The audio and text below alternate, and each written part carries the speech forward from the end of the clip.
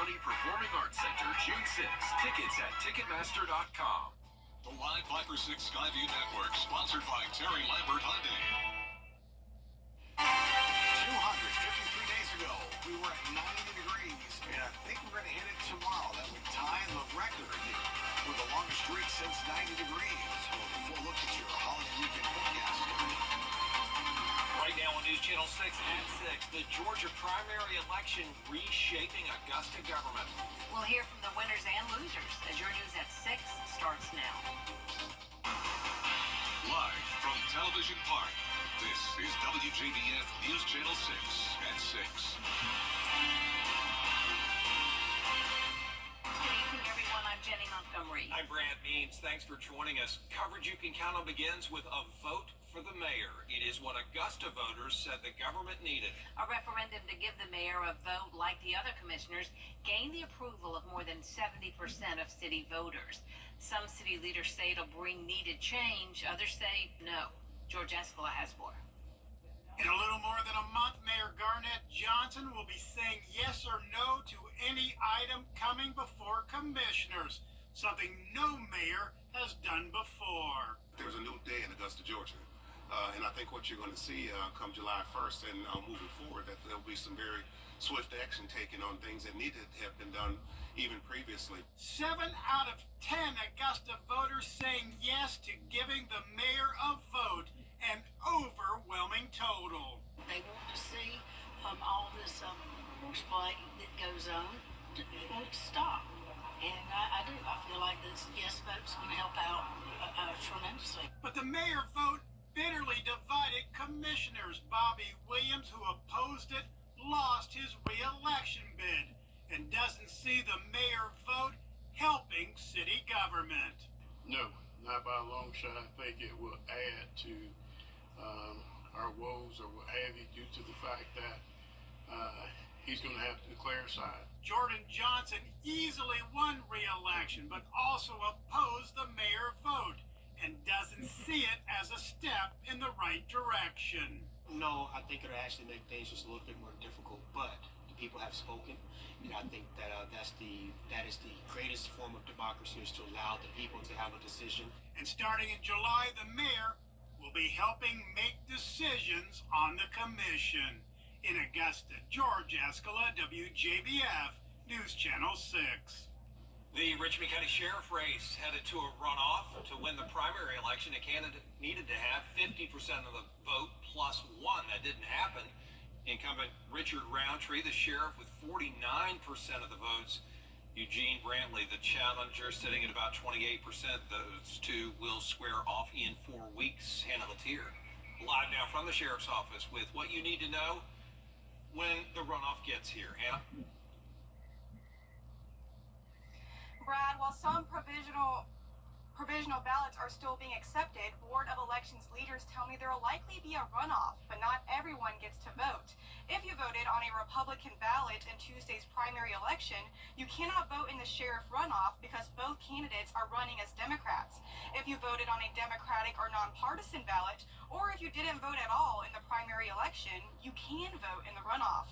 Leaders say there will probably be a runoff in the nonpartisan Superior Court judge race as well. So if you voted Republican, you'll have an opportunity to vote in the nonpartisan Superior Court judge race. If you voted Democrat, then you will have the sheriff and the Superior Court judge race. If you voted nonpartisan, you can choose to vote Democrat or nonpartisan. But the big thing for people to remember there is if you did not vote at all, you still can vote in the runoff.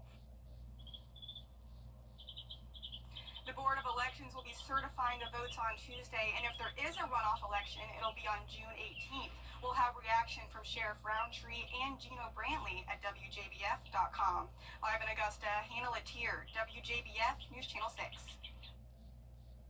It is time now for a first look at our weather. Here's Chief Meteorologist Tim Miller. Hey, Brett. All right, Tim, thanks. A suspicious death investigation underway in Augusta. 43-year-old Quanda Ball was reported missing May 16th. Investigators found her body in a car yesterday at Pendleton King Park. An autopsy has been scheduled. An investigation is underway in Grovetown after a worker was seriously injured on the job. It happened this morning at a construction site in the Deer Hollow subdivision. According to Grovetown Fire and Rescue, a worker's leg got stuck in a concrete curb machine. That kind of machine is used for placing concrete or asphalt. Wellstar MCG Health was contacted to help free the person from the machine. The worker was then airlifted to the hospital. No further details are available at this time. Former Deputy Director of Forces United, Don Clark, has won the District 5 seat in the Augusta Commission. Clark defeated District 5 Commissioner Bobby Williams with 52% of the vote. He is a longtime community activist advocating for Army veterans. Clark says he's ready to work with the other commissioners and has many initiatives planned. Right now, it's just really going to be planning some strategies, detailing a laundry list of things that I want to start addressing and bringing some benefit to District 5, but also start working with the other commissioners. We'll have the full story for you coming up tonight at 10 and 11. An investigation continuing in Barnwell after the death of a 17-year-old. Malaysia Hogg was found behind Fuller Park in February after she was missing for nearly 2 weeks. Barnwell police making that grim discovery. They turned the investigation over to SLED. News Channel 6 actually talked to a person today who said officers seized their vehicle as part of the investigation. They confiscated the car from the schoolhouse. Everybody seen when they confiscated the car, and everybody know what was going on. And this is a small town. I'm not worried about my life being in safety because I can handle myself. I'm worried about my child, either my children. The Barnwell Police and SLED declined to comment on this case. If you can help out with any information, please call law enforcement. The Columbia County School District is hosting a job fair tomorrow. They're hoping to fill around 50 available teacher positions by June 1st. Applicants should bring a resume and be prepared for a preliminary on-site interview. Assistant Chief Human Resources Officer Sean Petro says job hopefuls should get a decision within a few days. He encourages teachers looking for a job to check Columbia County schools out. Columbia County is one of the finest school districts, not only in the state, but the Southeast and really across the country. The kind of students that we produce, the kind of families we have in our neighborhoods is just excellent. I'm a product of Columbia County, came back here to work, which numerous of our employees do, and it's just a family atmosphere that we all love. We have great students, great families, and great employees. The job fair will take place tomorrow from 5 to 7 p.m. at the Support Department Complex on Riverwatch Parkway. Coming up, more coverage from the Georgia primary election. How Georgians statewide voted after the break. And currently, up at the lake, it's not too shabby, 85 degrees. Water temperature, though, still a little cool, folks, at 73 degrees. But it will start to warm up this weekend, that's for sure. Yes, just starting from $3.99. Lazy Boy. Long live the lazy. Poll workers in Georgia working well into the night for last night's election. And with a look at how the votes fell, here's Atlanta Bureau Chief Archit Seshadri. The state's voting implementation manager says more than 1.2 million Georgians voted in the primaries, and only 2 counties, Troup and Chattooga, had to delay polling hours due to power outages. Voter turnout yesterday ended up being around 20%, which is not too bad for a primary election. Voting groups like the New Georgia Project hope to knock on 3 million doors to get more voters to the polls. Yes, well, generally we see younger people, we see people of color turn out early voting, just seem to take advantage of that more often. Earlier on Tuesday, there was a gas main break outside of a polling place. Those are things you just can't predict. But early voting gives you 3 weeks of options for, if today doesn't work out, I've got tomorrow. A new law that goes into effect on July 1st means that unhoused voters or homeless voters will all have to register at the county registrar's office before they cast their ballots in November. Another law that goes into effect requires that all poll workers have to count and tabulate the results for early and absentee ballots within an hour. A close election will always take time because you have to make sure everything's done properly. I fully anticipate whether it be Joe Biden or Donald Trump, they're going to win by a very close margin in the state. So we can anticipate again that those overseas votes that can come in through the following Friday will be there. We will still certify in the same timeline, which is about 2 weeks after the election. We certified it that way last time. We got a risk limiting audit in the middle of it. We will achieve all these things with the good, hardworking county elections officials we have. There's also definitely more chances from between July and November, when the new law goes into effect, for more voters to be taken off the voter lists because the laws around challenges are going to change. Reporting at the Georgia State Capitol, Archit Seshadri, Atlanta Bureau Chief. Tim back now with a check of the weather. Yeah, let's go to the almanac today. 88 degrees, that's a degree higher than the average of 87. Cool this morning at 58. But we'll bring in the 90s to tell. It's that time of year. Your Memorial Day holiday weekend forecast. Actually be a washout by any means for this holiday weekend. Let's get you an umbrella minute tonight. How about Michelle Crawford of Augusta is tonight's winner of a beautiful Viper 6 umbrella. Ready to win yours at WJBF.com. All right, Tim, thanks. Thanks, Tim. Up next, heading to the races this weekend. We're going to tell you about two big races and one driver who wants to compete in both in sports. Your job. GeorgiaPower.com today.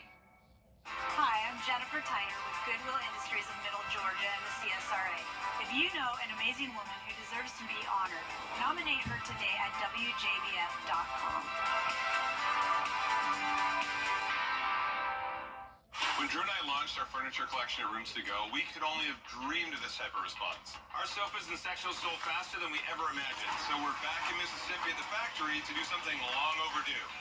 Say thank you from all of us here at Rooms to Go. Thank you! You've welcomed us into your home in a big way, and we don't take it for granted. But this is just the beginning. This factory and everyone here are truly special. So come see everything we're working on. It's Drew and Jonathan for Rooms to Go.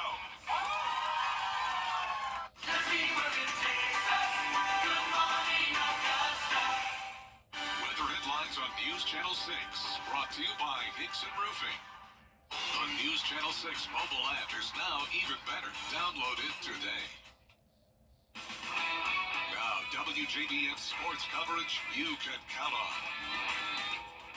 600 is going to be held up at Charlotte Motor Speedway. Carla Gebhardt has 4 things you need to know about the big race. The Coca-Cola 600 is one of NASCAR's crown jewel events, and Charlotte Motor Speedway is the perfect setting to see which driver will win one of the sport's major races.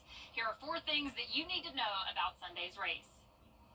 First off, this is NASCAR's endurance test. At 600 miles, this is the Cup Series' longest race of the year. 400 laps over this iconic mile-and-a-half track.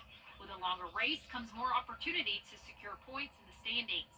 70 total to gain if you can stay in the hunt. Thank you guys for sticking around. Really appreciate it. We keep calling this a crown jewel race. Now, why is that? Well, it's one of the races NASCAR considers a major. Just like in golf or tennis, gearheads flock to Charlotte every year to see if the Daytona 500 winner can add another marquee race to their resume en route to a Grand Slam. The other 2 races to complete the sweep, the Southern 500 and the Brickyard 400. All eyes will be on Kyle Larson. Why? He's attempting what we call the double, driving in the Indianapolis 500 earlier in the day than the Coke 600 just hours later. Once NASCAR's points leader completes the IndyCar race, he'll get on a helicopter to go to the airport, which will take him to Concord, North Carolina, where Charlotte Motor Speedway is. If he's able to complete both, he'll race 1,100 miles in a car while traveling more than 400 miles by plane. Last person to attempt it was Kurt Busch in 2014, but an engine issue at Charlotte ended his attempt. Tony Stewart was the lone person to complete it back in 2001. Last but not least, you're in the home of NASCAR. Everywhere you go in the Queen City, you're sure to find some type of racing landmark. Within a few miles radius of the track, you're going to find every major race team, including Hendrick Motorsports, which is literally next to Charlotte Motor Speedway. Just a few miles down the road from Charlotte Motor Speedway is the NASCAR Hall of Fame. Lake Norman isn't just a big-time neighborhood either. It's a hotbed for all of NASCAR's elite drivers to live. Needless to say, if a driver is already locked into the playoffs, this still is a race that you want to win, especially if you want to end up in the NASCAR Hall of Fame one day. Of course, the green flag drops Sunday, 6 Eastern, 5 Central, 4 Pacific. And like Carla was saying, NASCAR isn't the only racing happening this weekend. The Indy 500 is also drawing fans. The annual event brings people from around the world to Indianapolis. Art is a big part of the weekend, from poems to paintings. There's an entire Speedway artist collective at the Speedway dedicated to showing IndyCar-related work. It's just really neat to see those folks in this community. They love this place, use the God-gifted talent that they've gotten in art, and just show that love for the Speedway through their artistic talent. The Indy 500 is Sunday. The green flag drops at 12:45. We'll be right back. From scheduling your free forward, it's MASH CTV. 2 full hours of MASH C laughs. What about rank? Can I help it if I'm not as rank as you? Weeknights starting at 6 on BTV. McDonald's is releasing a new McFlurry celebrating grandmas. Yeah, the Grandma McFlurry made with vanilla soft serve, syrup, chopped pieces of candy. They aren't saying a whole lot about it, only that it tastes kind of like something that Grandma would have in her purse. So some people speculate butterscotch. So as long as the McFlurry machine is functional, we're in good shape. If there's a grandmother with ice cream in her purse, I want to be the And this grandmother's That's fat. what I'm telling you right now. 90 the high tomorrow, low 90s the rest of the holiday weekend with a daily chance of an afternoon shower or storm. Not a washout, but just those tips. Thanks, and that's our report for now. Thank you for watching. We'll see you again for News Channel 6 at 11. Have a great evening, everyone.